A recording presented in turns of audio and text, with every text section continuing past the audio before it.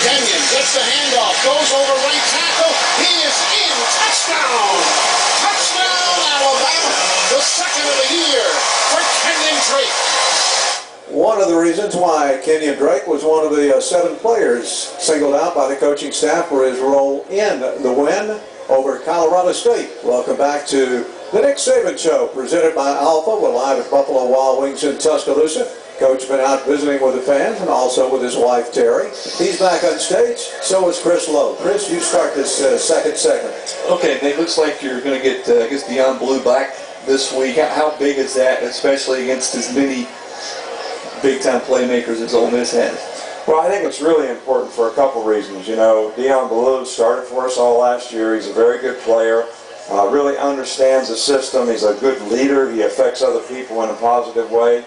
And he's a guy that executes extremely well when he's in there. And when we don't have him, we end up with 2 inexperienced guys playing both corners, which even makes it more difficult, even though we have 2 fairly experienced safeties who can help him out. We'll probably end up with a freshman playing the other corner. You know, so you don't want to play too many young guys. One guy, you know, you can kind of manage. So I think his experience and the fact that he's a very, very good player and a very good cover guy and can play the ball in the deep part of the field is a real plus for us to get him back.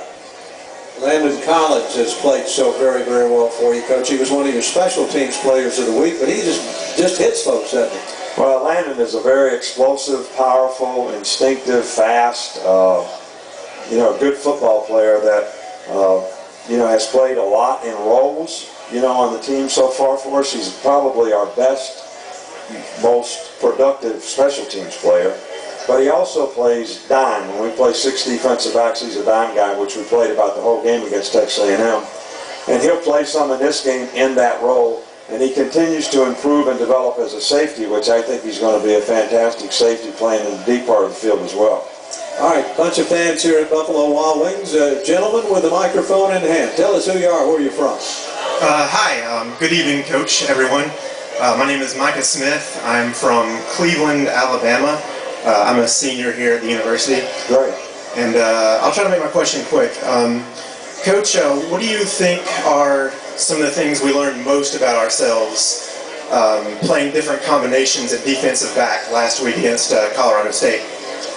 Well, I think the most important thing that the players learned was the experiences that they gained. You know, and some of those experiences were actually in the form of mistakes. You know, experience you can only get by doing something, and as a football player, you only really get it playing in the game. You have to play in the game. Because unfortunately or fortunately for us, most of the time when we play, we don't always see exactly what we practiced. So players have to be able to play a lot of things on what I call principle, fundamentals. All right, this is the adjustments you have to make, even though we didn't practice that at all. And when you have guys that are inexperienced, they have a much more difficult time, you know, doing that. So you see a new formation, you see a new play, you see a new personnel group, they're not sure what to do. And when they're not sure, they're apprehensive, they don't play fast, they don't react as well. And the only way that's going to get better is get those guys more and more experience. So I thought it was good that we got to play. I think we played 5 or 6 different guys playing corner last week. It was good. I think the 2 freshman guys probably benefited them the most, but it's going to be much more challenging this week in the fast-paced no-huddle form. Micah, come on up and claim a prize. We've got a couple of Southern Tide shirts and a live sports radio. Let's go on the Academy Sports and Outdoors hotline to Joseph here in Tuscaloosa. Roll Tide, Joseph. How are you? Hey, how you doing, Coach? Good, Joseph. How are you? All right. Hey, so let me ask you, too. Now, out of all the coaches, out of all the quarterbacks that you coach, okay, who would you say is your most favorite for that on both words? Joseph, we're having a hard time hearing you. I think he was asking about your favorite quarterback. I would think your favorite right now is a guy named A.J. McCarron. Well, that's the one that comes to mind for me.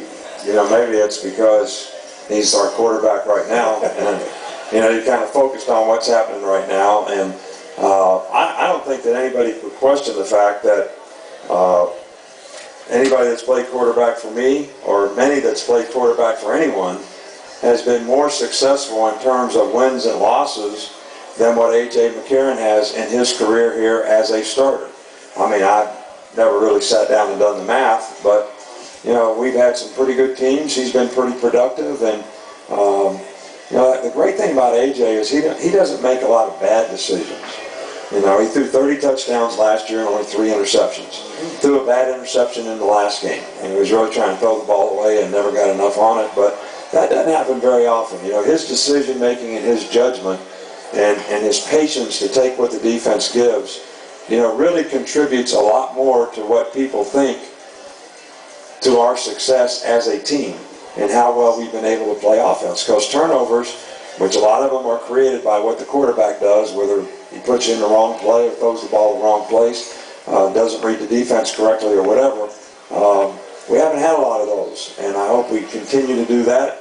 And I think, you know, A.J. would have to be the guy that I would have to say, just based on production, performance, winning percentage, taking all those things into consideration, he has to be one of the tops. As a starter, he's 28-2, and he's still rewriting the record book, now up to 55 career touchdown passes. An outstanding, outstanding quarterback for the Crimson Tide.